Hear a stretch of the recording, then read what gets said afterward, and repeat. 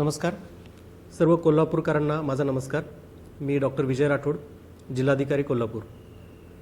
आज मी तुमच्याशी 31 मे जागतिक तंबाखू विरोधी दिन याबद्दल संवाद साधणार आहे. तंबाखू सेवन हे एक व्यसनच नाही, तर ते आपल्या आरोग्याला आणि आपल्या समाजाच्या आणि तरुण पिढीच्या भविष्याचा एक गंभीर विषय आहे.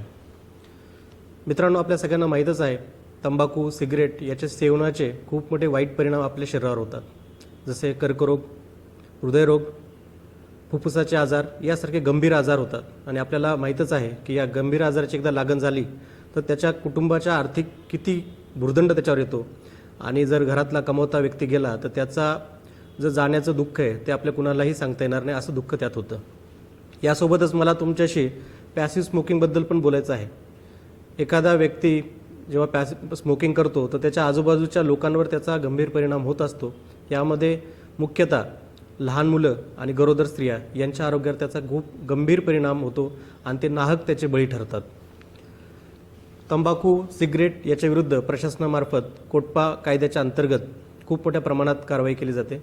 सोबतच सगळ्या शाळांच्या 100 मीटरच्या आतमध्ये कोणतेही तंबाखूजन्य पदार्थ विक्री केला जाणार नाही, याची काळजी आपल्या सगळ्यांना घ्यायची आहे. हा एकटा प्रशासनाचा नाही, तर आपल्या सगळ्यांचा लढा आहे. आपल्या देशाच्या भविष्याच्या, समाजाच्या भविष्यासाठीचा हा लढा आहे.